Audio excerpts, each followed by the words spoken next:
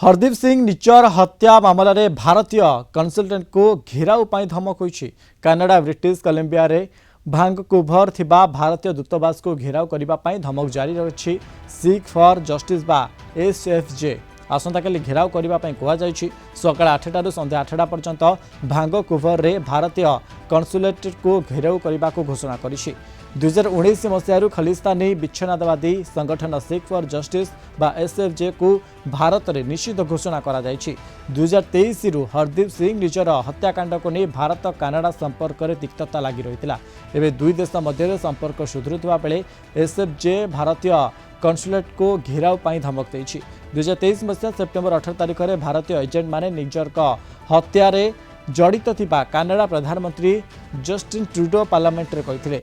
एहा परे दुई देश राष्ट्रदूत बहिष्कार करथिले। एपरिक भारत कनाडा नागरिकों पाई भिसा सेवा मध्य स्थगित करथिला।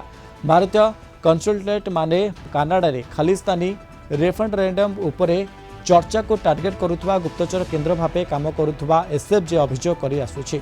साधारण निर्वाचन पर भारत कनाडा संपर्क में सुधार आसी। दिनेश पट्टनायक कनाडार हाई कमिशनर भाव नियुक्त होती।